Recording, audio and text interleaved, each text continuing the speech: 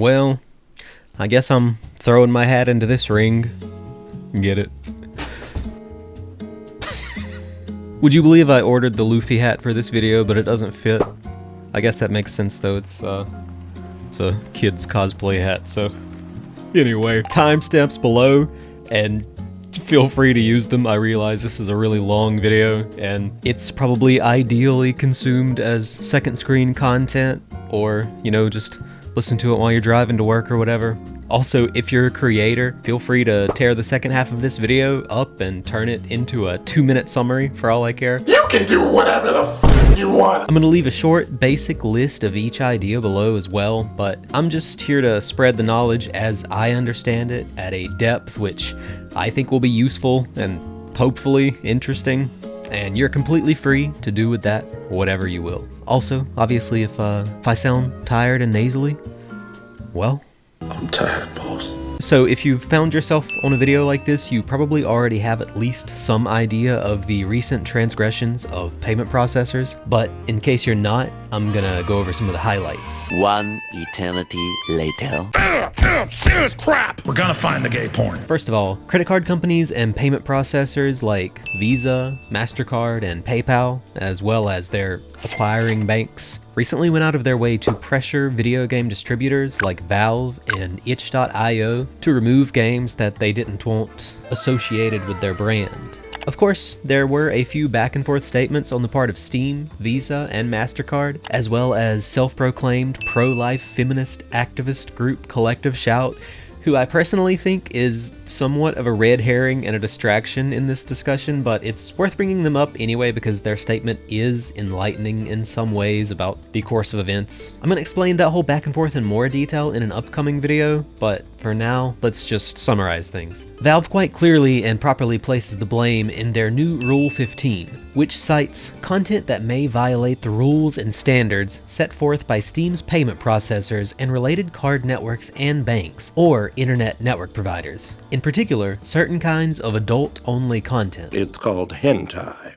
and it's art. I don't care what it's called! I hate them! Collective Shout claims responsibility for getting this started, stating that they attempted to contact Steam about these games for months, with Steam ignoring them, as they obviously should have. But this led the activists to escalate to contacting payment processors. Visa and MasterCard both released statements claiming that they don't moderate or make moral judgments, and yet, if you look at their own actual terms, they clearly contradict this with rules stating that they will not process transactions which occur brand risks. So basically, they lie as naturally as they breathe. Allegedly! You ever just lie for no reason at all? Valve later came out in a statement responding to Visa and MasterCard denying blame, letting us know that, and I quote, "MasterCard did not communicate with Valve directly, despite our request to do so. MasterCard communicated with payment processors and their acquiring banks. Payment processors communicated this with Valve, and we replied by outlining Steam's policy since 2018 of attempting to distribute games that are legal for distribution. Payment processors rejected this, and specifically cited MasterCard's Rule 5.12.7 and risk to the MasterCard brand." That's what's called a liar. And liars go to hell. Now you might be asking the question, why even spend time and energy defending the existence of this kind of content? After all, many of the games and anime and manga that have been censored were indeed weird and gross and offensive and all of the other words that you might use to describe this kind of content. One might rightfully so wonder, like, why even use time and energy defending the existence of such content? And it's an understandable question. I honestly wrote a much longer section about why I'm still vehemently anti-censorship in what many consider a modern world of absolute degeneracy in many ways. I'm definitely going to relegate that to a different video because it just totally destroyed the flow of everything here, but my answer is pretty simple. The question is not, do I enjoy the existence of these weird and gross and offensive pieces of content? The question is not, should things that I find weird and gross and offensive be censored? The question is, do I approve of corporations and government bodies having access to the tool of censorship? And I'm gonna go with a resounding no. No, because the reality is, once you start allowing these large organizations access to the tool of censorship and the ability to make decisions based on arbitrary moral sensibilities and the like as to how to use the tools of censorship, not using them for objective means, which I wouldn't even call censorship to begin with personally. But the reality is, once you allow them access to these tools, you're never going to find yourself in a situation where it stops exactly and precisely where you think it would be reasonable to stop. And even if you agree with the sensibilities of those currently in power, whether it be the CEOs or investors at the top of a corporation or the political entities in power within the current government regime, the reality is at some point that company is going to switch hands to someone who has different sensibilities. At some point the political party currently in power is going to get voted out and their polar opposite is going to find their way into power, and then those people are going to be looking at a tool which they would use, but they would use in completely different ways to censor the things that you might like or you might think have a right to exist. And you only need a little bit of imagination to see all the different places that could go. Worst case scenario, you could find yourself in a situation where, as people have said for ages, people in power might start wanting to censor actual religious texts. And it's obvious how they could get away with that, because if you can make these arbitrary moral decisions about what kind of content is and isn't allowed, well, there's some pretty offensive stuff in those books, guys. You need more imagination about how far these things could be allowed to go once the door is open. But anyway, back to the original topic. All this and more on the corporate financial side of things. Meanwhile, coincidentally, governments of various political persuasions all over the world are simultaneously pushing for online real ID verification through random third-party companies that you've never heard of, which I'm sure our politicians don't have any weird, shady investments in. Sometimes foreshadowing is relatively obvious. And we know that there's never been any kind of data breaches and no one's ever lied about how secure things are. So we can take them at their word here, knowing full well that all of that data is super safe. Anyway, they're pushing for this real ID verification for all manner of basic tasks, all the way down to using Wikipedia in the UK. And they are, of course, branding this real ID verification as age verification. That's completely different! To protect the children. Blow it out your ass! And many of you might be questioning why I even bring this up in a video about payment processor censorship in particular. I still think it's worth bringing these ID verification laws up because it represents the overarching trend, which is crystal clear and clear with each passing day that I spend researching and updating this video. We are trending overall towards more censorship, more information control, less control of our own money, and less privacy. And it's happening all over the world, all at once, within a matter of a couple of months. Although you could certainly argue that the runway has been open for a couple of decades now, depending on, where we draw the lines. But once again, it is happening all over the world, all at once, as we speak, in front of us, within corporations and governments alike, pushed by both those on the left and those on the right. In short, I just think that this, much like the very much ubiquitous state of censorship in the anime industry, this all helps to further illustrate the overall trend and the importance of being vocal and pushing back on these things early. Now, you obviously don't have to take that as far as I have here, sort of autistically trying to incorporate every detail that I can, struggling to try and make everything flow together in a way that makes sense, and not just turning the video into a giant string of tangents. Let me know how I done with that. But anyway, I had a much longer rant about this specific topic here, but I've actually ended up cutting a lot out of this video. I hate to go too deep into the weeds on something that's arguably only tangentially related, especially this early in the video. So if there's anything here that you would like to hear more from me about in a shorter, simpler, more, pointed video in the future, probably just a vlog type thing, just let me know in the comments below. I'm happy to sit sit down and talk about individual topics, because like I said, there's a lot in this video that I ended up cutting because it just began to feel so bloated, especially at the length that it's already at. But anyway, back to the original topic. Also, adult games were banned from early access and adult content banned from free updates, but then some Valve employees denied that being a new blanket policy, claiming that it's a decision made on a case-by-case basis. And then some more anime games got rejected by Steam, even though one of them isn't even an adult game and is releasing on Nintendo Switch 2. Also, this one was rejected and went viral like 2 days before recording this final little addendum. Too much in that One Piece swimsuit, I guess. This one's also not an adult game, but according to what I've seen, this rejection actually appears more likely to have stemmed from the game submission not being marked mature, since this image would show up on recommendation pages of even users whose accounts weren't set up to show mature content. Except that the developers say that it was actually, in fact, tagged as mature, it just wasn't tagged as adult only, so who freaking knows? And then like 2 days later, after a bunch of people complained on Twitter, it was re-reviewed, accepted this time, and now has a store page. So...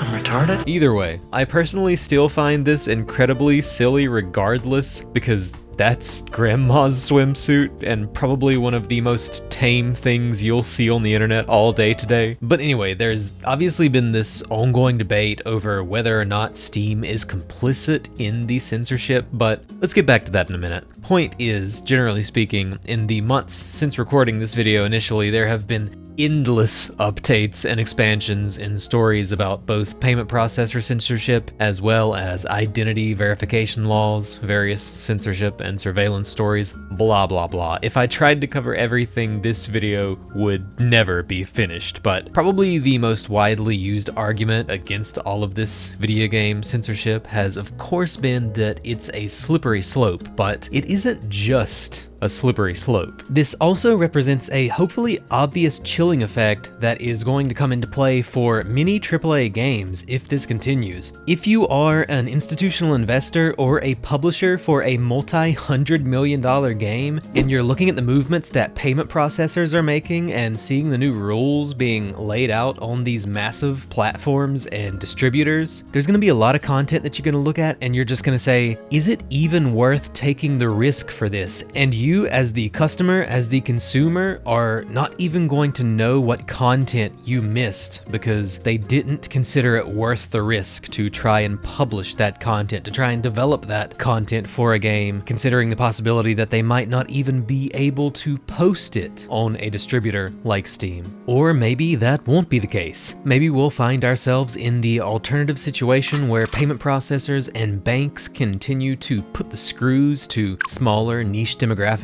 independent developers, and private companies, but kinda just look the other way for adult games that follow the approved narratives, and AAA developers who just happen to be owned by publicly traded companies who just happen to have many of the same investors as the payment processors. I'm not really sure which is worse. I'll leave that for you to decide. There's also of course been a ton of debate over whether or not Steam actually deserves the good grace that many have given them on this, being between a rock and a hard place, or whether they're guilty of happily bending the knee. There are many accusations, of course, that Steam has always had issues with censorship of games, especially anime games and/or games involving fictional high school settings, even without outside pressure from payment processors, for example. And there does seem to be some truth to both sides of that argument.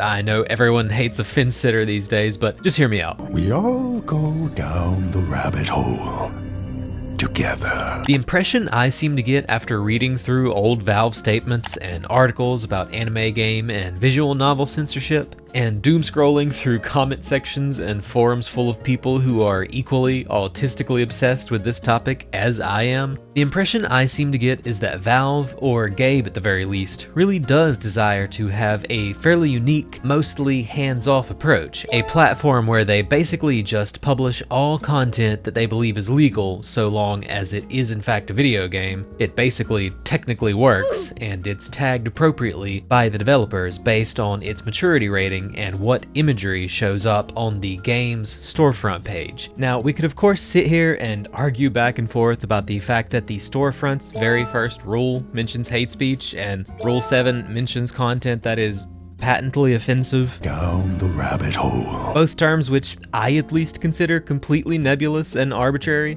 but even those two are likely just attempts to follow widely accepted laws. There are plenty of strict hate speech laws in European countries, Canada, etc., but then again, we don't have those same hate speech laws in the US, and Steam doesn't publish games in countries where they would be illegal, so technically this one does seem unnecessary as a broad rule, and yet it's literally part of rule number 1 for some reason, but let's just ignore that for now. Even here in the US, we do have legal definitions, if you can call them that, definitions and court precedents around what is considered patently offensive content. That is, material that depicts or describes sexual or, and I can't believe I have to say this, but I'm really trying to be accurate here and I'm desperate to get this video demonetized, I guess, depicts or describes sexual or excretory activities in a way that is patently offensive by contemporary community standards. That is, as defined by applicable state law. So basically, in real layman's terms,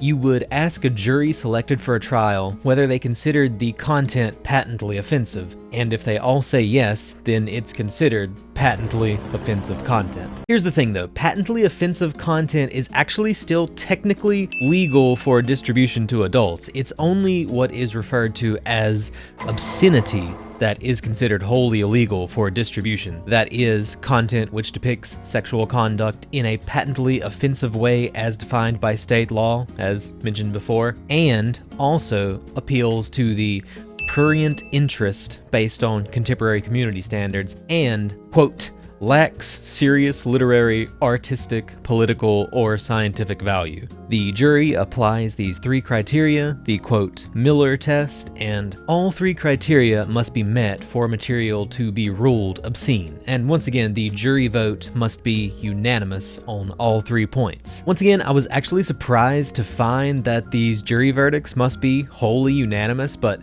personally, I would still consider it kind of completely and totally arbitrary to have people legally trying to decide what is and is not patently offensive content, what does and doesn't constitute art or porn based on basically gut reactions from random people on a case-by-case basis, even where it concerns works where no real people are even involved. And yes, these laws do at least technically concern such works. Personally, I don't think it's actually that difficult to provide real working definitions of what shouldn't be considered protected speech or expression, and it should ultimately, if we lived in a world full of rational people, I guess, it should ultimately simply come down to where the line is crossed when one individual's excess of liberty comes to override another individual's rights. Hopefully it's obvious how this pertains to things like imminent threats and libel or slander, and obviously concerning obscenity, one would utilize the pre-existing laws and precedents around works which are indistinguishable from the real thing and or explicit works which exploit the likeness of individuals who have not or cannot consent to being part of such works for hopefully obvious reasons. It is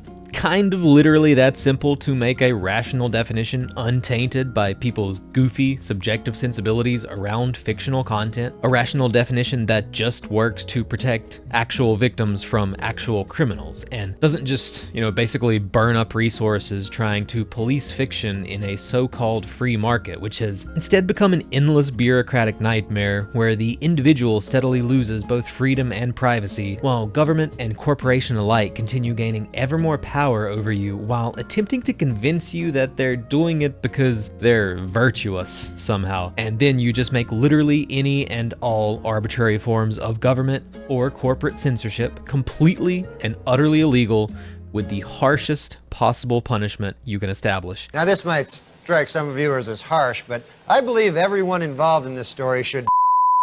And if people don't like the weird, gross anime and video games, they just don't consume them. Problem solved.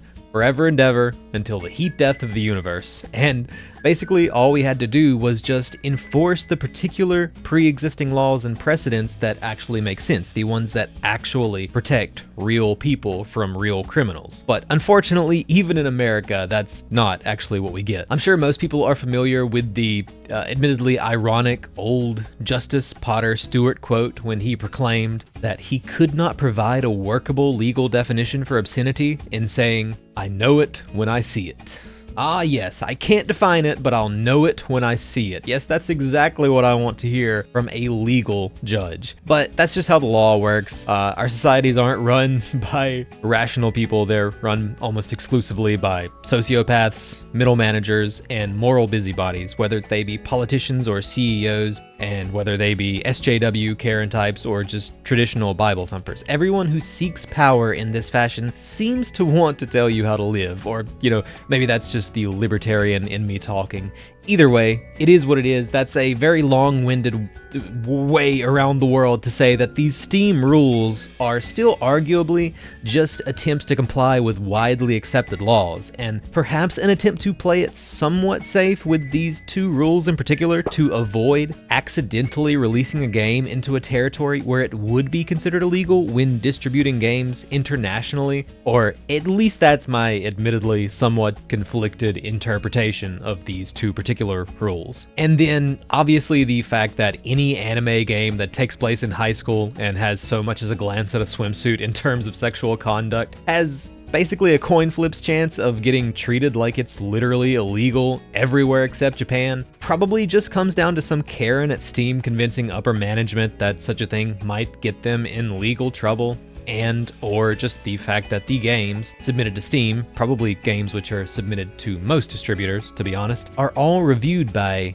individuals and not some monolithic Steam review board consensus made up exclusively by those who share Gabe's vision for an uncurated distribution platform, or which, follow some strict, well-defined set of black and white rules.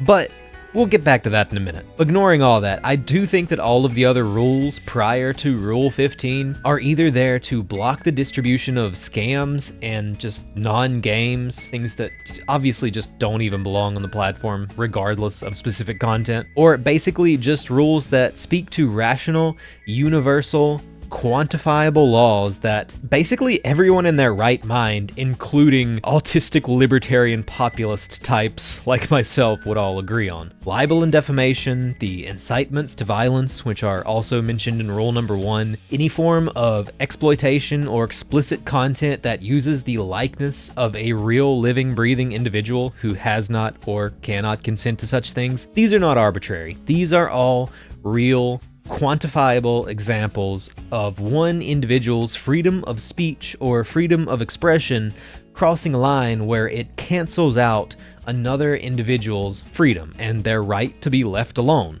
and left out of your weird porn game.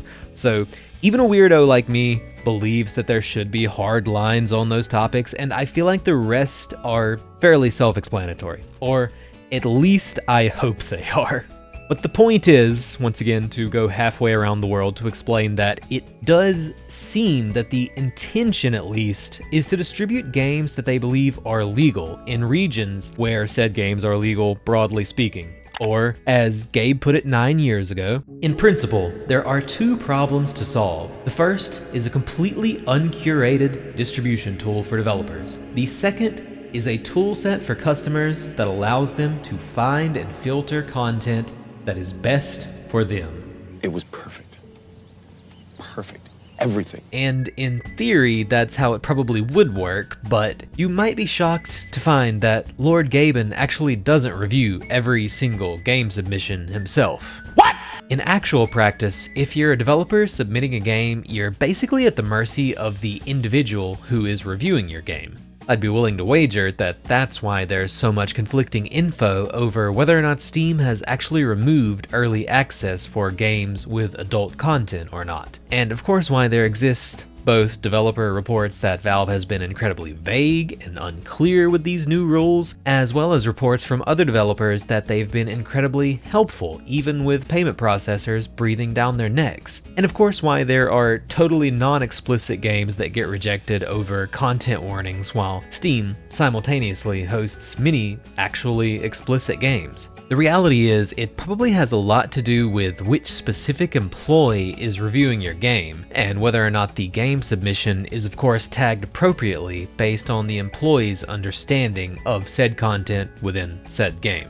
But anyway, the fact that there are games available uncensored on GOG, which are censored on Steam, as well as the fact that at least 2 of those anime games recently rejected by Steam were almost immediately announced for release on GOG, with one already having a store page live, kinda says a lot in and of itself. Steam has a lot of mature content, but it's not the free expression utopia that some of us might like to imagine it is. Of course, that doesn't mean that I just want to throw Steam under the bus, as if it's a prudish pro-censorship publisher, as if there isn't a lot of spicy content available on there, or as if generally speaking they haven't been relatively consumer friendly over the years. I'm thankful that they are as open as they are generally speaking, and they've pushed back on anti-consumer practices that most publishers definitely wouldn't. While cross promotions and product placements are still allowed, developers must remove any form of forced advertising before their games can be listed on Steam.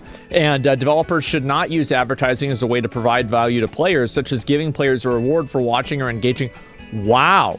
So they're just getting rid of all of it. They're saying, no, you're not having any ads in the game. It doesn't matter if you're getting premium currency or anything. Well, they also haven't just done this. Steam now warns about early access games that have not been updated in months. So we have a game called Last Oasis, nomadic survival MMO. Oh, wow. Wow. Oh, wow. Rating. People could get excited, but now they scroll down and they realize, note, the last update made by the developers was over 2 years ago. That is the most passive-aggressive way to say, hey, yo, you could be getting scammed, bro. But it's also important not to pretend and make believe that there's some super principled, consistent anti-censorship entity, because that's just not reality. And sometimes, once again, especially if you're submitting an anime game in particular, through pretty much any Western publisher, for the record, sometimes a game will be denied on this basis for strange reasons. And while the following example is not specific to a video game that was getting reviewed on Steam, the interviewer is posing a question regarding Steam review processes. And I think this example is really interesting and really speaks to the difficulties of getting this kind of game approved on Western distributors in general, and the process that you have to deal with when you're getting a game reviewed by, once again, an individual. You'll also notice that the game in question is not available on Steam. A while back there was an interview with Shimokawa, and Shimokawa was talking about when they were trying to release White Album 2 on the platform, they had a lot of issues. I've heard that the standards vary depending on person in charge of the review, so it's quite difficult. And Shimokawa said, I totally get that. The illustrations for Japanese Bashoujo characters can look young, and I feel the difference in standards between Japan and the rest of the world. It wasn't on Steam, but during the review process for the game we were making called White Album 2, Dream Communication, we were asked to revive the scene where the 3D character was dancing and her breasts were swaying. To revise it, they removed the bones from the 3D model. For those that don't know, like, the 3D model itself has a skeletal structure that everything moves on. They removed what was essentially allowing that to animate. They physically removed its capability of moving. They removed it for the 3D model and requested a re-review, but they came back saying it's still swaying. And I was like, no way, there's no bones in it. It can't be swaying. It literally mechanically can't do it, but they were still saying it was moving. Like, it's almost like they wanted to do that. But this is funny, and this is a funny story, but this literally encompasses what these people face. There are some pretty absurd examples of this that you can find floating around, which once again point to the idea that individual reviewers are a huge part of the issue here, and not some monolithic Steam or Valve policy from on high. But anyway, Speaking of Japan, card companies and payment processors have also been engaged in an ongoing war on Japanese companies who are involved in the distribution of adult manga and the archival of out-of-print manga as well, catching tons of regular, non-adult manga in the crossfire, which was obviously always going to happen, and leading to long-term declines in sales, which even Kadokawa Corporation, the third largest publisher in Japan, felt the need to address, as well as leading to some companies having to shut down entirely, even though they were all distributing art, media, and entertainment that is occasionally icky and weird and gross. Ugh. Brother, ugh. What's that? What's that, brother? Get some help. Sure, but also perfectly legal in Japan, as well as the United States, where the payment processors themselves are based. And now it's time for... Is it racist? Oh yeah, one more thing that I forgot to bring up here, and for the record, this decision has since been reversed, but Visa also went out of their way to stop processing payments on a Japanese otaku dating site. Of all of the most wholesome, like, good for the nation kinds of things that you could come in and try to stamp out, in a country which is already having huge issues with its birth rate decline, to look at a dating app which is meant for otakus and introverts who want to get married and have children. Oh, gasp, what evils! To look at that and say, yeah, this is something that we can't process payments on. This is a line too far. Goals, my man. Freaking goals. If you're racist and you know it, clap your hands. Allegedly! And if you haven't been following that story since then, there's been a lot of ado about this with Yoko Taro in particular coming out against this, as well as a couple of Japanese politicians. I'll throw some of that stuff on screen, but honestly, I didn't have the time to write it down. Here's a quote from ex-Japanese Assemblyman Zenko Kurashita. He told Dan from Mimiko Gamer via automation this quote, "Precisely because it's made so hard to see, I think most people don't perceive how serious a threat this is. And the companies are exploiting that lack of awareness to maintain their power, which is not healthy." That man is right. The people most affected by this do not have power. They can't go on nationally recognized outlets. Corporations, the moment a Republican gets elected to office, be like, Thank you for coming in. Thank you for Good morning. Morning to you. Why are you gay?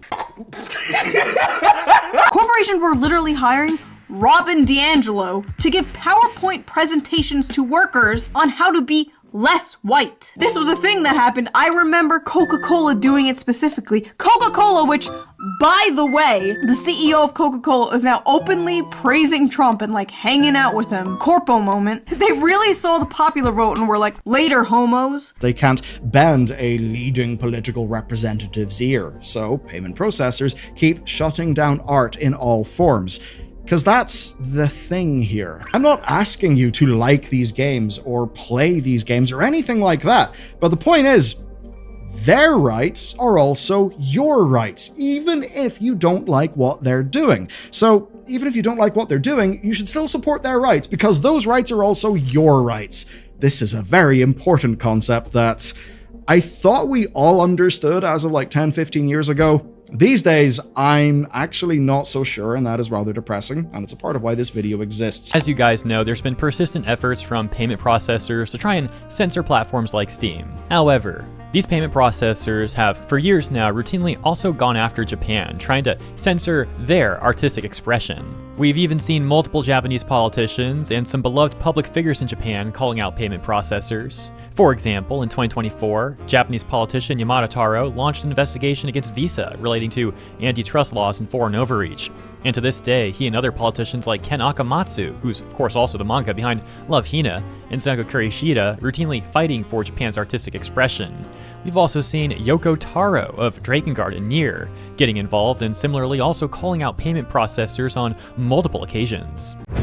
Tonight, breaking news. With a year that's just delivered continuous bad news after bad news after bad news, I could finally talk about some great news. The major counterattack against the payment processors' overreach and corruption has just been launched. DL Site, a major platform for digital JP content, has just launched its own payment alternative after suspending transactions via Visa and MasterCard after said processors attempted to get DL Site to enact new pro-censorship policies.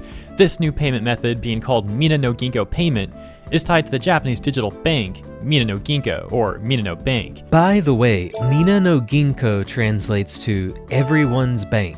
I thought that was interesting. And this will allow users to completely bypass payment processors like Visa and MasterCard. Now, there is some unfortunate news to this announcement, by the way, for DL Site. So the sad thing about this entire news with DL Site is that from my understanding, it's just for Japan, which is still good news, don't get me wrong. It's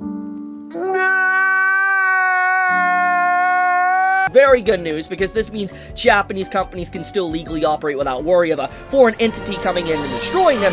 Get up, cocksuckers. Salute the flag. So yeah, hopefully this alternative to traditional payment processors will go well. And if it does, you can expect that more platforms will probably seek to create similar alternatives, working around the increasingly corrupt actions of other payment processors. One more thing! Alright, so one last, hopefully last additional update here, since this is also basically breaking news, and I thought that it seemed like a pretty big deal. Under new Japanese Prime Minister Sanae Takaichi, Taro Yamada, one of the politicians we were discussing earlier, has actually been promoted to the head of Foreign Affairs and the Defense Committee in Japan, and has made dealing with the UN Cybercrime Convention a top priority. This is a cybercrime treaty, which is obviously being pushed under the UN, but has apparently also been shaped under Russian and Chinese influence. Allegedly! There's a lengthy statement from Taro Yamada on this subject, but there's also this short summary translated by one Ramblings of a Filipino Nerd. So take this one with a grain of salt, obviously, but I read the longer statement on Twitter from Taro Yamada, and it does seem to basically line up with it. So, it's basically stating that the new cybercrime treaty led by Russia and China and the UN has an article that is considering regulating sexual and extreme expressions, such as obviously those concerning CP, including text and sounds. However, this regulation also applies to, quote, non-existent entities. Therefore, all kinds of works, including manga, anime, novels, and dramas, are subject to the regulation. He also mentions that traditional masterpieces, such as the Tale of Genji, may also be subject to regulation. He also goes on to state that obviously crimes of this sort should never occur and should be eradicated entirely, but these provisions and these actions being taken by the UN do not lead to protecting real children, even though they have, unfortunately, had a huge impact on manga, anime, and games. He goes on to mention that there are domestic issues concerning this. There is a group referred to in this translation as the Mom and Dad Diet Group, diet referring to groups of Japanese politicians. There are also domestic groups here calling for a definition that would include non-existent entities. And it also states, no surprise, that several MPs also agree with this. So anyway, once again, take this translation with a slight grain of salt, but it seems to line up pretty closely with Taro Yamada's statement himself. Now, this will probably come as a surprise to a lot of people. We've seen lots of the usual rabble about how the new prime minister is a quote-unquote far-right politician and all this typical noise. But I also found this image here of Sanae Takaichi meeting with Kin Akamatsu, another one of the politicians we mentioned earlier, as well as the author of both Love Hina and Nejima, which I feel like I somehow haven't mentioned up until now. Also, he founded Manga Library Z, the digital distribution platform which archives out-of-print manga, the same one that I mentioned earlier, which the payment processors tried to shut down. You can actually see him showing some manga to her. His tweet also mentions him showing her something which Grok translates as Parliament Diary. Apparently this refers to this website Kin Akamatsu hosts, where he draws these little manga comic strip type format news updates. So yeah, thought that was pretty interesting. She's also a heavy metal drummer. Just thought that was interesting. But anyway, this all seems like really good news concerning Japan and censorship there. But with all this borne in mind, I once again repeat, get up, cocksuckers. Salute the flag. Because from where I'm standing, it looks like currently Japan is doing significantly more to protect freedom of expression than America is, given what's going on in Texas, for example, right now. But anyway, back to the... One more thing! By the way, one more quick JP update. I'm sure many of you seen the Automaton article being passed around, the quote, "no interference in creative works." Japanese government proposes new policy for anime and game expansion in the West. Based on whose coverage you received of this, it's possible you could have been misled on this. People just say stupid shit all the time. A lot of people reported this as if it was specifically the Japanese government coming after outside forces like in the West, in the localization communities, credit card companies, etc. Many people reported it as if this was the Japanese government issuing a declaration of no interference in creative works by all of those other parties. That's not really what this is. If you go to the Otaku Soken article and read through that, if you want all the details, you can go watch Otaku Spirit's video where he went through this. But anyway, if you go to the actual source and read it, what you would see is that the claim, no interference in creative works, is them saying, yes, we're trying to pass this bill where there's going to be this 5-point system where we invest in anime and video games, Japan-made content, but the no interference in creative works is them saying, we're going to invest, but we're not going to interfere with the creators personally as the people in the government doing the investing. It's got nothing to do with localizers, it's got nothing to do with payment processors, nothing to do with any of that. And once again, like, I personally kind of hate to be that guy, but like, I like a lot of Chibi's content. I watched his video on this subject, and he just, you know, because he didn't go to the actual source and read through it, because he just kind of read through the bullet points in the Automaton article, he, like many people, you know, represented this as something that it really isn't. And yeah, it is what it is. People saying stupid shit everywhere I go. Just wanted to clarify that it's still good news, I think, question mark. But anyway, let's not linger on that too long. Once again, go check out the video by Otaku Spirit where he covered this if you want all of the details from the Otaku Soken article actually discussing the 5-prong bill and the actual source of the quote, "no interference in creative works" headline. Anyway. And so, the battles will continue, and hopefully Kami-sama will kill me soon and take me back to glorious Nippon, where I belong. Eat turkey mash! And now back to your regularly scheduled...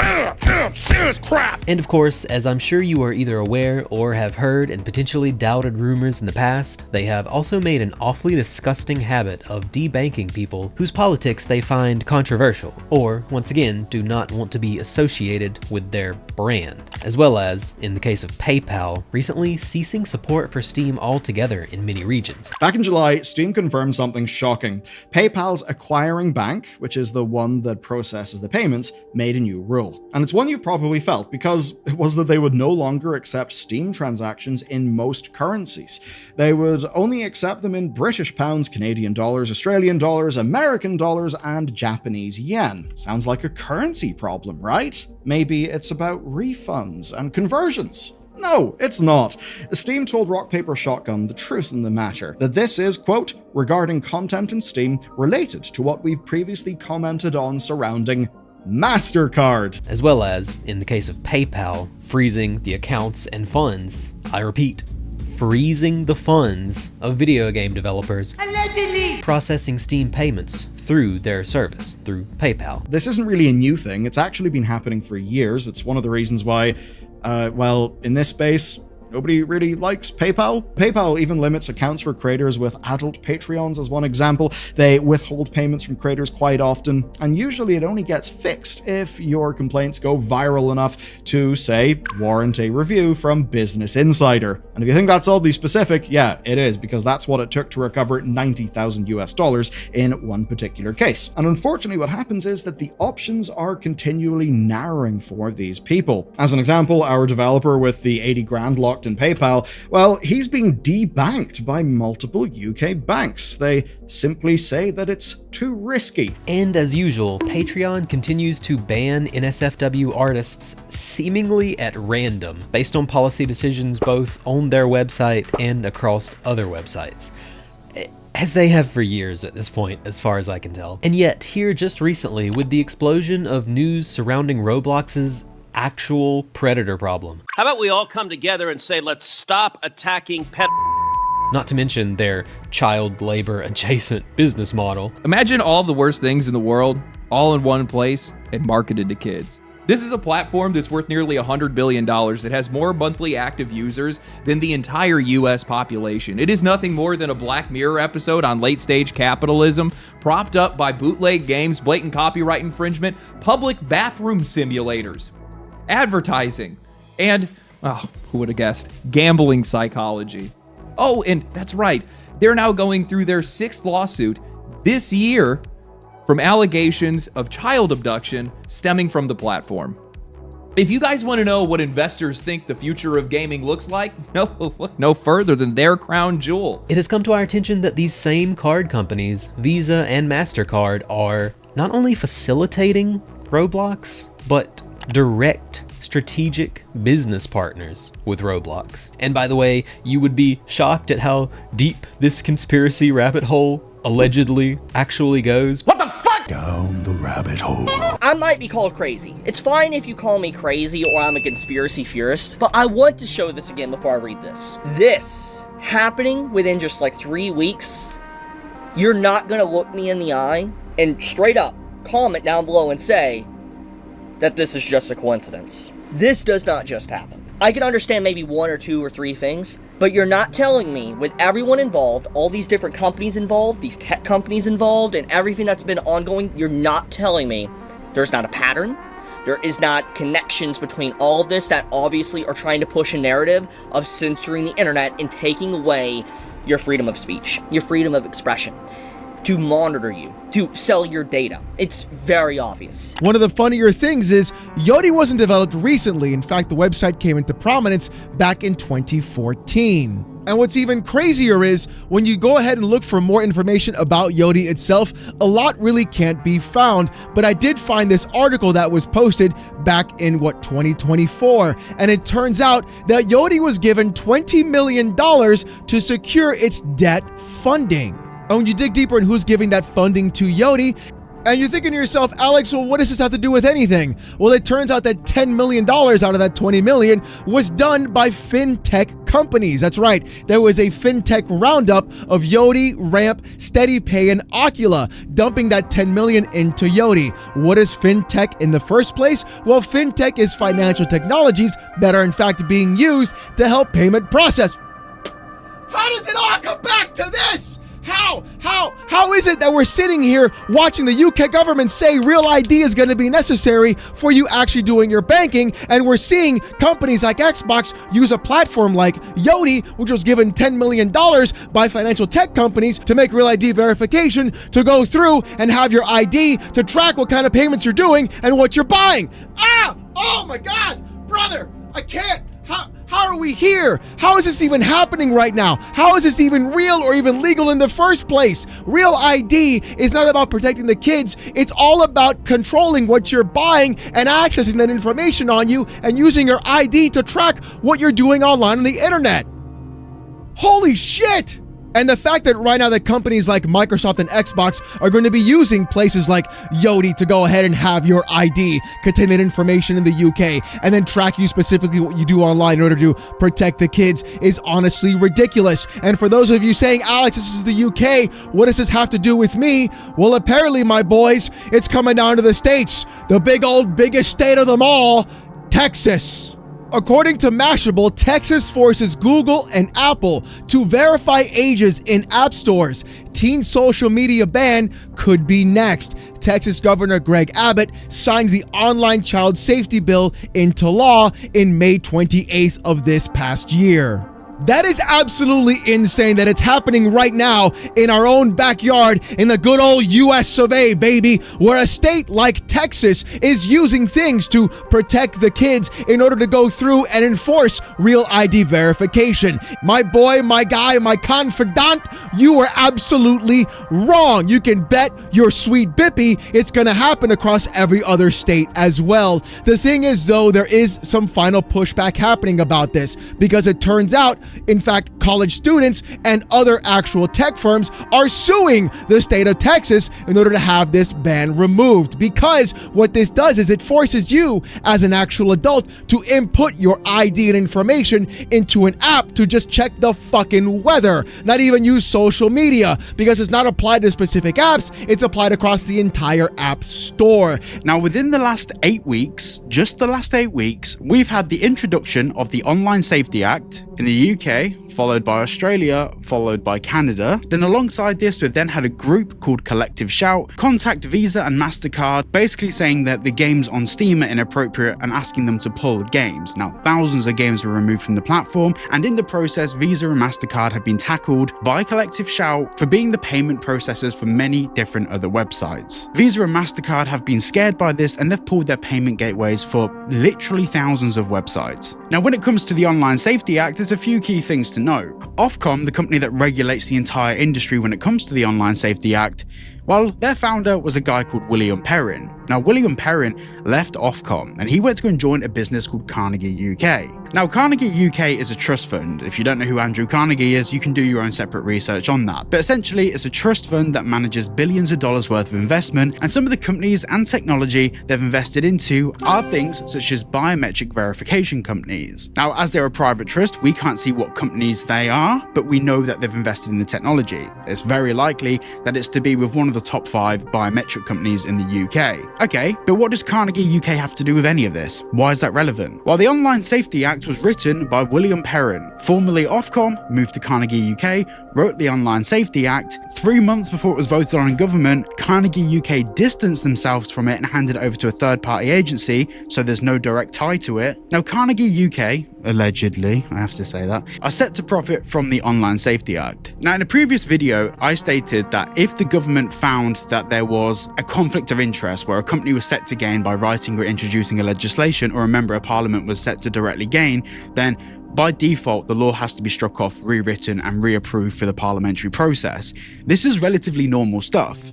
However, because Carnegie UK dropped out just a couple of months before it got passed through Parliament, technically speaking, it doesn't matter. This law does not have to be overturned because of that. Now, I saw this tweet come up on Twitter, and to be honest, I think that all the Epstein list stuff, I'm not really well versed on how that would tie into this whole scenario, but everything else on the list is factually correct. All of this, everything you're seeing there, has come about in a full wave within an 8-week period. From one of my recent videos, I actually had an MP reach out to me. I am currently in the process of trying to get an interview sorted and try to get things in motion so we can actually discuss these things on the channel. And what they told me genuinely absolutely blew me away. But the Online Safety Act is actually 2 individual acts. Well, it's 1 act, but in 2 stages. The first act was passed in 2023, but it didn't include age verification for websites or any of the stuff that we're seeing happening today. It did, however, include a little section in there about studying the feasibility of age verification on certain websites, and of course the study of feasibility is things that people weren't really too bothered about. I mean, look into it, see how it could be implemented, it's not that harmful. Now, in February of this year, they presented some amendments that they'd like to make to the bill, and this was voted on in Parliament. Now, these amendments consisted of things like making corporations more accountable for people accessing inappropriate content on their website, and also holding corporations accountable for the content that's on their website, which once again, perfectly fair. Then after this act was passed, it was then amended in May this year to include the caveats around that with things, for example, like biometric face scans, collecting people's ID and other things like that. So essentially, the Online Safety Act that's in place as we speak, this very moment, was not the thing that was voted on in Parliament. Now, before I blow the lid off absolutely everything else, we don't have time for all that today. If you do want to know, consider checking out this video by Chibi Reviews and this video by Cyberwaffle. Overall, don't always agree with them on everything, really don't, but if you want to keep up with this story, as well as stories involving online identity verification, I'd say that Chibi Reviews, Cyberwaffle, Water CS2, Hero Hiei have been doing a pretty good job of covering these, keeping up with these ongoing stories, which might or might not be more closely related than they first appear, but allegedly. No time for conspiracy rabbit holes today. Point is, all this while, Payment processors, card companies, and banks have directly facilitated Roblox and its users' abilities to prey on real-world living, breathing humans, both financially and, of course, allegedly. Visa and MasterCard are even in a strategic partnership with this company, but not a word spoken about it, and not a single service denied thus far. They've also continued to facilitate the ability for companies like OnlyFans to continue while users are actively doing countdowns to the alleged moment that they turn #barely legal. And all that's fine. They've got nothing to say or do about any of that. Not to mention all of this. Oh, I didn't see you there. What am I reading, you ask? Well, just one of the best-selling books on Amazon right now. With millions of sales and almost 20,000 5-star reviews, this book has been absolutely blowing up, especially on TikTok, or BookTok as the kids call it. Thousands and thousands of women in particular have been raving about this piece of literature. What piece of literature is it, you may ask? Well, Morning Glory Milking Farm, of course. No. Wait. A popular romance novel about a young woman down on her luck who does what every young woman does when facing financial struggle. She starts an OnlyFans. No, I'm just kidding. She wouldn't degrade herself like that.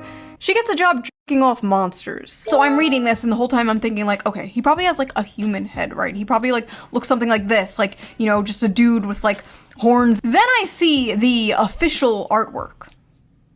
That's a cow. Bro is a cow. Brother, what's that, brother? So after buying this book, Amazon has given me a few interesting recommendations. Would you like to see them? I accidentally summoned a demon boyfriend. That time I got drunk and saved a demon. Gentling the beast. Cupcakes for my orc enemy. Mane of my existence. The gargoyle and the spinster. The widow and the orcs. Hoarded by the dragon. There's something about dragons. Getting it on with gargoyles. Gotten by the gator. Mated to the mountain bear. Oh, so this is why they chose the bear. The billionaire orc. Moth manager. Wolves and whipped cream. The wolf in my tavern. Pounded by produce. Oh, what? Are these the books the Nazis burned?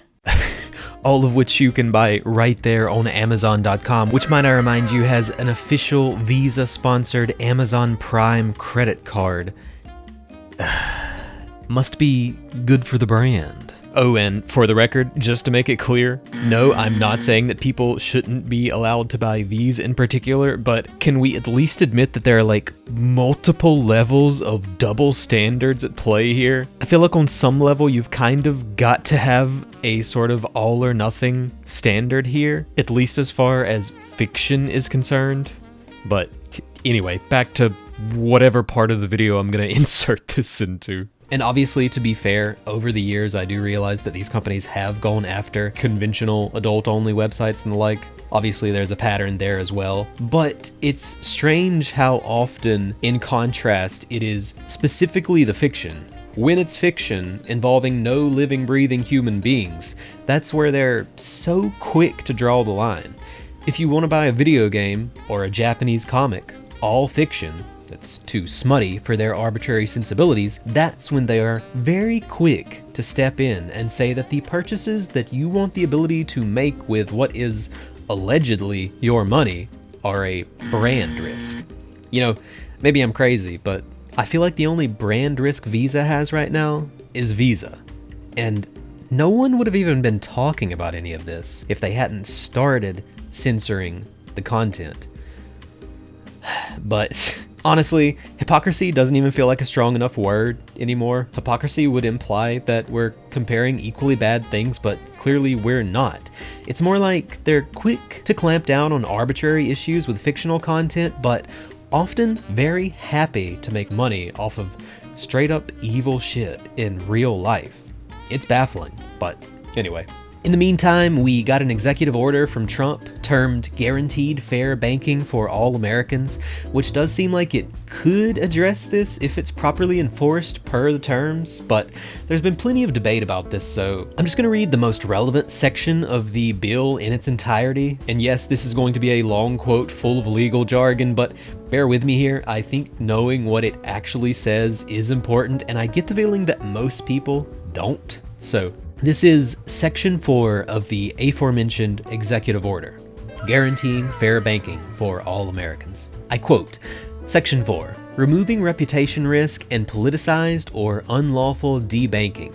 Within 180 days of the date of this order, each appropriate federal banking regulator shall, to the greatest extent permitted by law, remove the use of reputation risk or equivalent concepts that could result in politicized or unlawful debanking, as well as any other considerations that could be used to engage in such debanking, from their guidance documents, manuals, and other materials, other than existing regulations or other materials requiring notice and comment rulemaking, used to regulate or examine financial institutions over which they have jurisdiction. The removal of such concepts shall be made clear by each appropriate federal banking regulator through formal guidance to their examiners. The federal banking regulators shall also consider rescinding or amending existing regulations, consistent with applicable law, to eliminate or amend any regulations that could result in politicized or unlawful debanking, and to ensure that any regulated firm's or individual's reputation is considered for regulatory, supervisory, banking, or enforcement purposes solely to the extent necessary to reach a reasonable and apolitical risk-based assessment. So once again, there's been plenty of debate as to whether this will actually save us from payment processors and card companies censoring video game distributors, denying access to manga sellers, and freezing developer accounts and the like, or if this is really only going to affect more fundamental rights like protection from literal debanking, keyword bank, of controversial political figures and not much else. But I'm inclined to believe that if this is actually properly enforced per the terms of the order, remove the use of reputation risk or equivalent concepts that could result in politicized or unlawful debanking, as well as any other considerations that could be used to engage in such debanking, I'm inclined to believe if this is properly enforced, it should be broad enough to cover both, but I don't think it's any guarantee necessarily. Obviously, enforcement is just as important as the terms of the actual law. And obviously, it does still seem to leave banks and payment processors open to make arguments for why they shouldn't have to process payments based on actual financial risk-based assessments, which may still allow them to make the argument for why they shouldn't have to process certain purchases based on higher risk of chargebacks with certain types of purchases, for example. And obviously, I'm not a lawyer, but that's my basic reading of this. It certainly doesn't seem like any sort of perfect, all-encompassing solution to me, but it does look like progress, and it could potentially create an opportunity for us to just hit these companies with a class action lawsuit if they choose to ignore the ruling, but what the hell do I know? Once again, not a lawyer, just my attempt at a common sense interpretation of this. I'd advise everyone to go back and read the text for themselves as well, but ultimately, I guess we'll just have to wait and see. And once again, referring back to the text itself, that wait and see might take as long as 6 months for us to see if this will be enforced and what that enforcement will actually look like in the real world. And by the way, before moving on, there's also a recent bill that's been introduced to the House Resolution 5014, which seeks to codify this executive order into law. So, if you're calling your representatives or whatever, that might be one to bring up. Anyway, there's also the Fair Access to Banking Act bill introduced in the Senate as S.401 and introduced in the House of Congress as House Resolution 987. This act seeks to do much of the same, but of course by actually writing it into law instead of just trying to enforce it by way of an executive order, which may simply run its gambit under Trump's presidency, because obviously an executive order does not necessarily have the same permanence that a law does. But anyway, the bill's official summary reads, This bill places restrictions on certain banks, credit unions, and payment card networks if they refuse to do business with a person who complies with the law. Restrictions include prohibiting the use of electronic funds transfer systems and lending programs, termination of an institution's depository insurance, and specified civil penalties. Banks and other financial institutions are allowed to deny financial services to a person only if the denial is justified by a documented failure of that person to meet quantitative, impartial, risk-based standards established in advance by the institution. This justification may not be based upon reputational risk to the institution. The bill establishes the right for a person to bring a civil action for a violation of this bill. And so that's the official summary of the Fair Access to Banking Act. Once again, very similar in nature to Trump's recent executive order.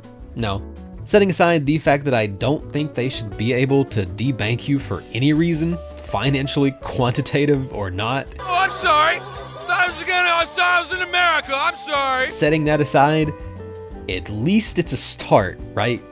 At the very least, it's progress towards what at least should be the goal of zero censorship and zero denial of access to basic financial tools and the ability to do legal business, even controversial business. But obviously, I don't believe that this is enough. I think that we all need to be taking active measures to ensure that the payment processors, card companies, and banks understand that we will seek other means and we will give them less money if they try to control how we spend our own hard-earned money instead of simply shutting up and putting the fries in the bag, as they say. If I want to buy something and someone else wants to sell something that is legal, then it is their job, their responsibility, and their obligation to process the payment. Simple as is. That is their job. And as long as we're on the topic, I realize that there are plenty of other relevant bills, both positive and negative, floating around, so feel free to drop any information you have on those below. I'm going to talk about some of those later on, but obviously I can't cover all of them here. But anyway, I've already spent half of the video on background info, so let's cut that off. I've got a larger video coming to discuss more details and opinions and other censorship and surveillance stories, but today I bring you 10-ish ways that you can rah-rah fight the power and cost these companies some real money. So first, let's quickly lay a tad bit of basic groundwork on how payment processors, card companies, and banks make their money, just in case you need some convincing that these methods will actually work. So card companies and payment processors are simple enough. Setting aside interest charged on unpaid balances for credit cards, and obviously pay off your credit cards. But setting that aside, they make most of their money off of transaction fees every time you swipe their card or process a payment using their service. Basically, a percentage of every transaction you make with them. And if you've ever wondered why you're charged an extra fee if you swipe a card in a convenience store on a small purchase, this is basically why. The store or the merchant is trying to make back the transaction fee that they're being charged by the payment processor or the credit card company. In some cases, they also apparently make money through various data collection means, but I'm not gonna pretend that I understand exactly how that side of things works, and it seems to be a much smaller pool of their profits, but basically the long and short of it is every time you use them, they make money. Every time you use them. Banks, on the other hand, to my understanding, make most of their money based on how much money you hold with them. When you deposit $100 into a bank, they take that $100 and loan it out to third parties where they collect interest over time through various financial instruments and investment methods. They also leverage out the amount that they're loaning through a process called fractional reserve banking, which is kind of like when you invest with margin in the stock market. To put it simply, this basically allows them to collect interest on up to 10 to 25% more than what they actually have in deposits. Where does that extra money come from? Well, in the famous words of SpongeBob SquarePants, imagination. How did I make it? Bullshit. In short, banks make money when you hold money with them, and credit card companies and payment processors make money when you spend money through them. Simple enough. Long and short of it, if you're participating in the digital economy, in most cases, you're giving them money. But Simple enough, on to the tips. And the first set of tips, the first 3 tips, are kind of one and the same. They basically just come down to using cash. 1. Stop swiping your card just because you can. Pay for everything that you can with cash. 2. If possible, consider cashing checks instead of depositing them. And 3. Overall, just don't leave excess money in the bank for them to collect interest on, which I know is hardly applicable to everyone if you just don't have excess cash to begin with, and I know that many people don't. I get it. So just apologizing in advance if any of these seem out of touch, just trying to make the list exhaustive. But anyway, you could, keep in mind that you'll also save money in many instances doing this. But anyway, for the record, I am not saying that you should be walking around with all of your money in your wallet. Obviously, that's just dangerous, but keep enough cash on you to pay for the basic necessities like food and gas, and that'll go a long way to keep you from swiping cards everywhere you go, breaking the habit, so to speak. There's an upside to this too. It's easy to forget how easy it is to spend money using a card, because there's no tangible sense of how much money you're spending. You swipe it and you don't even think about it. But when you spend a physical $20 bill, or you realize that you have to pull out that second physical $20 bill, you feel it. You tangibly feel the fact that you've lost $20. And that might help you think twice about buying some things that you don't really even need, or in some cases, maybe even want to begin with. Another no-brainer is just canceling subscriptions, as many as you can. These are often monthly recurring payments, so they make up a very reliable source of transaction fees for these financial institutions. There's a reason almost every software or service is trying to switch to subscriptions, and you might have noticed even many physical products are the same way. For example, and this is just one that I was thinking about the other day, kind of a gross concept, going off on a tangent for a moment, but there's this, you notice I keep sniffling. Well, there's this wonderful device that you can take and, I'll just throw it on screen so that you can see what this looks like for a moment. Basically, you stick these 2 tubes up your nostrils and you put a little saline packet into the top of this container that's filled with water, and it shoots the water up one side, out the other, back into a little repository on the bottom, which is obviously to clean out your sinuses, as gross as that sounds. But I think this is a really good example, because something I realized a little while back is that they go out of their way to make sure, and I would probably say that this is like a safety feature. The device actually won't power on unless it has one of these pods inside of it, even though you could, theoretically just like put a pinch of salt into the water and use it and basically have the same product. You can't. It's set up so that it doesn't work without the saline pods, so that, you buy this physical product and then later down the line you realize, oh, this is also basically a subscription service. They're going to make their money by you coming back and buying those saline pods. And not even specifically to knock the Neti Pod guys, whoever made those. I do think it's a really good product, but oh, come on, it's just a good product, and it's just making a good.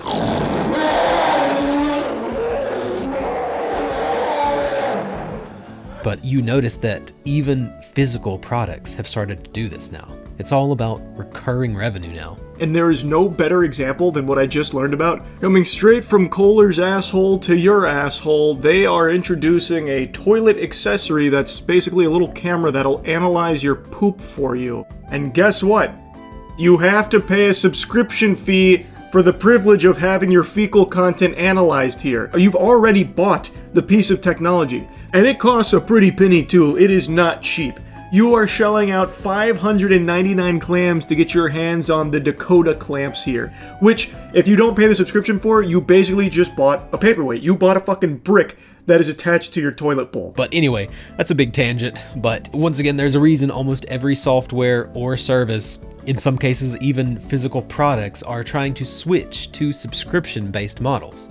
Also, it's easy to forget how many small subscriptions you can commit to and straight up forget about to begin with. But if you've got a bank app or an online account, you can obviously go over your previous month's transactions, make a list, and quickly see at least all of your monthly subs, and then maybe cancel them. But obviously there are going to be some subscriptions or bills or whatever at least that you want or just need to keep paying for. And there will probably be some payments otherwise that you just want to pay for digitally for whatever reason. And I'm sure there are obviously certain things that you can only pay for digitally at this point. So how are you going to do that? Well, you're not going to want to use Visa or MasterCard or their sponsored banks, are you? So depending on where you live, you might consider some alternate methods, alternate cards, or maybe something regional specific that isn't tied to one of these financial institutions. And no, I personally don't consider something like American Express an alternative option.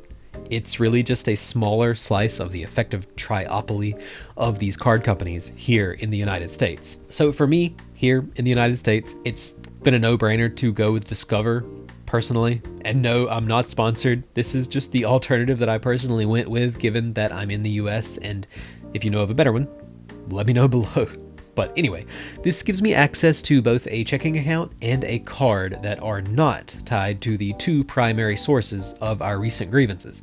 So I opened an account there, started slowly but surely moving my funds over there as paychecks landed, and then started setting up the subscriptions and bills and the like that I do need or want to hold on to through them. And honestly, I'm considering just closing the old Visa sponsored bank account down once I'm sure that everything is actually all tied to the new account.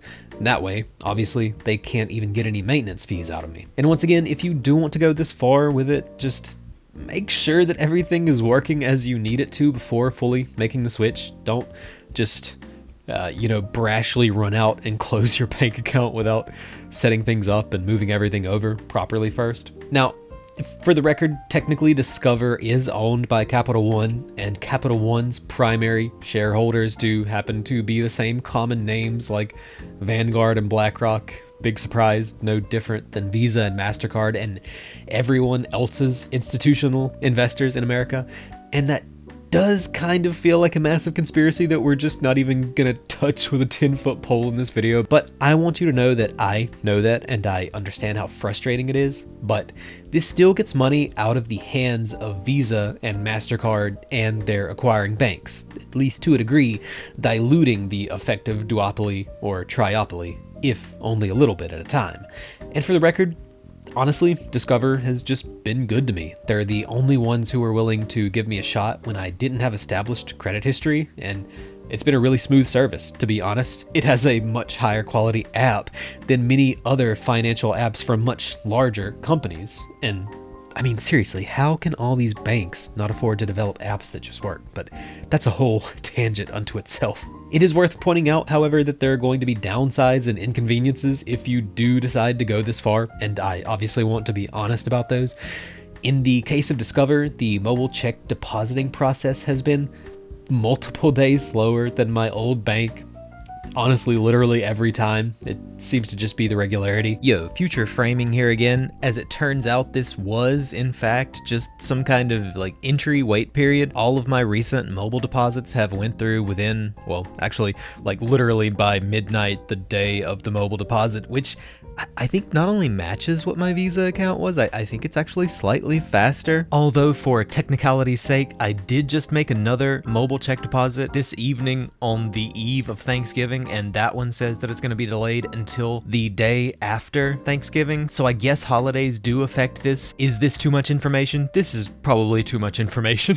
Anyway, it's not like there haven't been any downsides. The one big thing that I have noticed is that you can't process Discover payments on GOG, good old games. I'm sure there are other examples of places that don't process Discover cards, but I've found very few places that don't. And since I somehow forgot this in the first take, point being, contrary to what I said somewhere else in the video, maybe don't just run out and cancel your Visa or your MasterCard.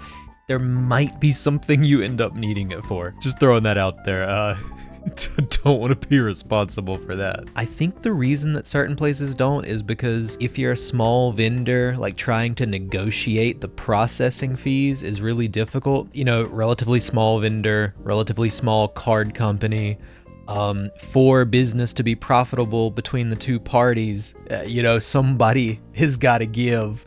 So that's at least the logic that I've heard online, but Let's not let this drag on too long. This is definitely very much in the weeds, but I just thought that was worth mentioning as an update. Better in some ways than I thought. But there are some cons. Not literally everyone can process Discover payments, but anyway, back to the video. And in order to deposit cash, pretty much my only option is going to the Walmart Money Center, but it is what it is. Ultimately, if you work somewhere with direct deposit, this likely won't even be an issue to begin with, but my situation is currently just as follows. When I get a check from my day job, I either deposit it through the mobile bank app or I cash it at the bank who issued the check and is therefore responsible for redeeming it.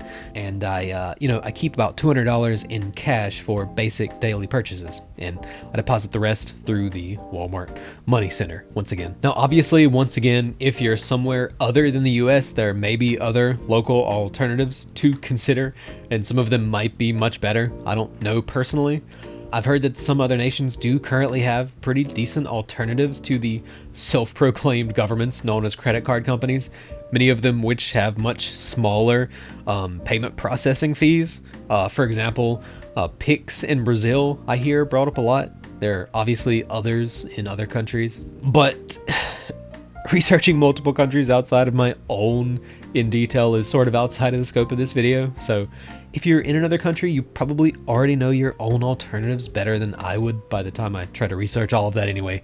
Personally, I'm just praying that the Japanese JCB becomes easier to obtain outside of Japan once again in light of recent events, but depending on where you live, research them, understand the pros and cons of alternatives to the triopoly of Visa and MasterCard and American Express, which almost never gets mentioned despite its size. Just consider these smaller alternatives who might help you get money out of the hands of the primary suspects when you do feel like you have to make these digital payments. And obviously, I'm sure there are the crypto bros out there, but once again, if you're that guy, you already know more about that than I do. We'll talk about some crypto stuff later, but that's on a totally different topic. So obviously, as PayPal and Stripe have contributed to so many of these censorship pushes as of late, it's also worth considering areas where you can stop processing online payments with them. So if you, like me, had things like eBay or Patreon payments set up through PayPal, which many services often default to, consider switching that as well. In my case, I simply rerouted all of those subs to the Discover card. And in my case, that's Studio Trigger, the Animator Dormitory, Buddha Productions, Sakuga Blog, and some other spicier ones which I won't mention for obvious reasons. Also worth quickly mentioning, Patreon itself clearly has a very easily distinguished pattern of censorship practices against both right-wing political figures as well as NSFW artists all over the spectrum. So whether you're a creator or a patron, wherever it's available, maybe consider going with the alternatives like Ko-Fi, Subscribestar, or New Project 2. Oh wait. MasterCard put New Project 2 on a blacklist known as Match, and it was banned from payment processing worldwide almost immediately. And this is of course why just making your own alternatives is not always necessarily the solution. Ultimately, we need the government to enforce permanent laws that make payment processors function like basic utilities, and in my opinion, there should be basically no exceptions. If it's legal in the US, shut up and put the fries in the bag. You're a payment processor. Just process payments. You don't have a brand. Your brand is that you process the payments without fail. But with all that said, and this is relevant to this topic of patroning people, I also just found out while researching this video that a spiritual successor of sorts to the aforementioned platform, Dick Masterson's New Project 2, a new spiritual successor of sorts was created in Backed.by, described as a bankless, decentralized, privacy-first content subscription protocol for creators. This entire Web3 platform is crypto and blockchain based. And don't click away, I know that as soon as the crypto terms start coming out, some people just want to check out, and I totally get why. I get it, but bear with me, this isn't like an investment scheme as far as I can tell. I do think that this is a genuinely interesting use of the technology. So when you as a user create a page on Backed.by, It is allegedly permanent and can't even be taken down by the site's owners. It seems that their primary payment method is through USDC, which, if you don't know, is a stablecoin which functions in parity with the value of the US dollar. And obviously you'll need a crypto wallet of one type or another to use this. I've also read from users of the platform that traditional payment methods can be used here as well in some way. Obviously I haven't used it yet, so I'm not sure exactly how that works, but to just quote Trixie's Substack, since it seems to be one of the most comprehensive explanations of the platform, they say, it's set up to process normal credit cards and pay out normal money without a bunch of crypto wallet management shit. And although I would assume that that means using a credit card to purchase USDC and then Patron and vice versa, converting USDC to money that can be paid out to a card or bank account, I won't really know exactly how that works until I sign up myself, which I do plan on doing after this little bit of research, not only just out of sheer curiosity, but also out of love of the decentralized aspect, but also because they only take 1% for transaction fees, which obviously pales in comparison to the fees charged by the mainstream corporate platforms like Patreon that everyone already knows about. Now, obviously the biggest issue with this point is that most content creators just aren't on alternative platforms like this. So obviously before there's any real progress made on this front, that has to change, but you know, how's that gonna change if people don't even bring it up? But anyway, that's quite the rabbit hole to insert into the middle of this video, so let's save that for another day so that this video actually gets done. Anyway, so before I move on to more roundabout ways of costing them money or trying to make progress on this front, it's also worth taking the time to just quickly say the obvious part out loud. Just spend less money if you can afford to do so right now. The better a job we can do of sending the signal that if we are not allowed the freedom to speak and to spend our money the way that we want to, that we're just not going to support the economy, generally speaking, the better. But anyway, I'm not gonna rant on that one for too long. On to the next one. I'm sure that everyone expected to hear it at some point in the video, so keep calling. Don't let up on the customer service calls with companies like Visa and MasterCard and PayPal. Card companies and payment processors have to pay customer representatives for every call, and to my understanding, they're not actually allowed to ignore calls, so keep calling. I think it's time to become annoying all the shit that Collective Shout did to us that's annoying. I think it works. I think we just have to do that. And if you don't know what to say, there's a video of Louis Rossmann calling them himself, so. Thank you again for sharing your perspective, as we have provided all the relevant information. He has no fucking clue what I just said. Cool. Thank you so much for calling Bisa. You have a good one. You just told me to go fuck myself, didn't you? And you did. I asked a legitimate question just to see what would happen, and he fucking hung up on me. That's funny. You could always go watch that. You could model your call after his if you'd like. And also, obviously, don't harass anyone or be rude or curse. It's not their fault, and you don't want to give them any excuse to hang up on you anyway, but also, simultaneously, don't apologize or ever pretend that you're the one in the wrong here. Just keep asking questions. Ask them if they know about the censorship stories. Ask them if it was Visa, or if it was a decision from their CEO, or perhaps their institutional investors. If not Visa, ask them if it may have been a sort of middleman processor working in the background. Is someone who Visa works with passing these policies down to them? Might it be their sponsored or acquiring banks? You might also just ask them curious questions about whether or not Visa is technically a credit card company or a payment processor, or a little bit of both, confusingly, almost seemingly intentionally so. And if these are just credit card companies, you know, maybe ask them who the payment processors are that are working with them. You might also ask them if they know if this has anything to do with upcoming or now recently effective government regulations, such as those in the UK and Australia and the like, and a corporate policy simply attempting to comply with said new or potential upcoming regulations. Maybe ask them if they know anything about the ongoing debacle with Visa Japan attempting to censor adult manga. And no matter what topic you bring up, once again, don't be rude or curse, but don't apologize either. Just keep asking curious questions. It doesn't really even matter if they have an answer, just keep asking questions. Now, some have mentioned the idea of sending emails as well, but I wouldn't waste my time on that personally. They have no obligation to open all of their emails, and ones with certain keywords, censorship for example, are likely being tagged automatically and removed from their inboxes. However, you might consider writing and sending physical letters if you're feeling really creative. Remember, by the way, don't pay for the letters to be sent using their transaction methods. Pay with cash, or swipe with an alternate card or payment processor. But don't do that either, just pay with cash. And obviously this one probably pertains to like 0.1%, but if someone somehow watching this video just happens to be invested in Visa or MasterCard or PayPal or the like, not financial advice, but, you know, maybe... Dump it.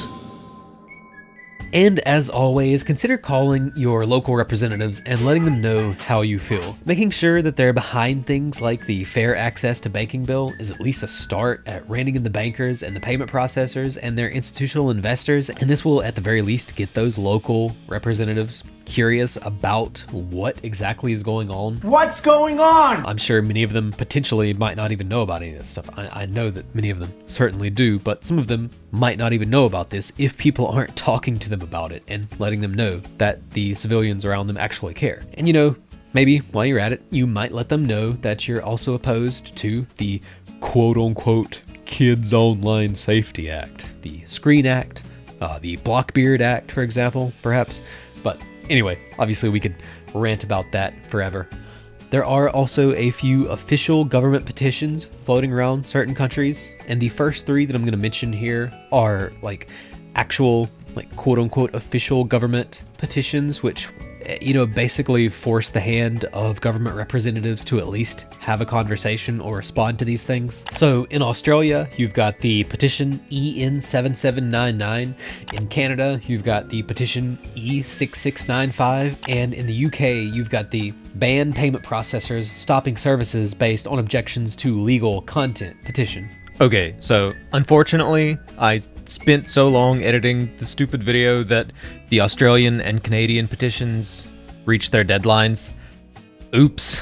The UK petition did get past 10,000 signatures, and the UK government did respond. They basically responded by saying that payment processors can do whatever they want, which is not surprising, but still frustrating, obviously. This would still receive a parliament debate if the petition reached 100,000, so I would still encourage people in the UK to sign it if they haven't already. With that said, like, I thought about just getting rid of this entire section, but, you know, if I get rid of this section of the video, then I have to get rid of my stupid meme. And the memes stay, Batman. The memes stay.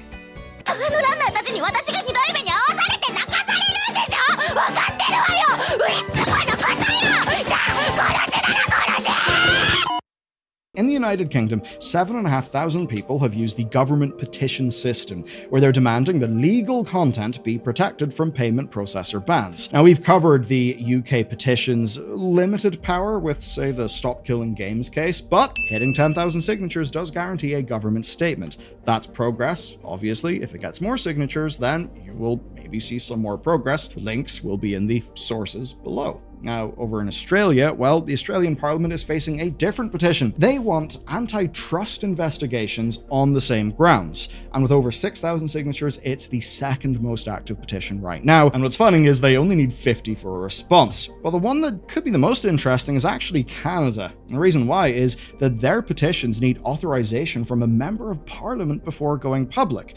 Now, they only need 500 responses. The good news is they've got 11,000. And their petition requests transparency, better creator rights, and an end to financial discrimination by payment platforms. Okay, what will these petitions achieve?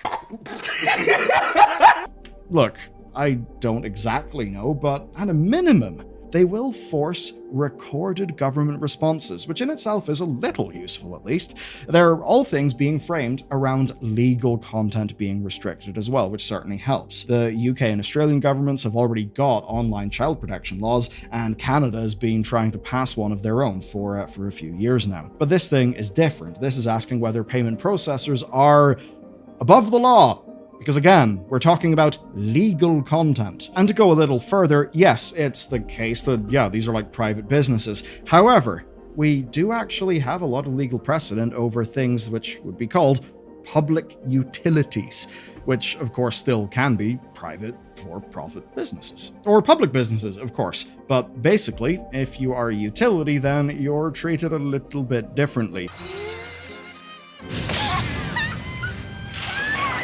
What's that, brother? And obviously, only sign these if you actually reside in these countries.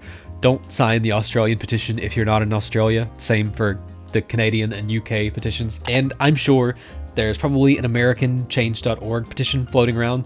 I'll throw whatever I find on screen, you know, whatever has the most momentum, but obviously those don't actually require a response in the same way that the others from the aforementioned countries do. So do it anyway, right? Do it anyway. Because, you know, just making as much noise as possible and making sure that people understand that there are people who care about this is the most important thing. And on that note, last but not least, just keep talking about these topics. Keep dragging these companies' names through the mud and talking about all of the censorship and debanking and denial of access that they're engaged in. Keep talking about it until everyone is so sick of hearing about it that they all want it to be over with. Talk, make videos, call your local representatives, sign petitions, stop engaging in the digital currency, and, you know, just do whatever you can do. So, outro time. It's important that these efforts are not short-lived, and this is really probably the most important part. We should ideally keep all of these pressures, all of them, up for at least 3 to 6 months, ideally in perpetuity. What we really need is for Visa and MasterCard to suffer catastrophic quarterly financial reports while they're surrounded by controversial stories about censorship, issues which they never would have had if they had never started this fight to begin with.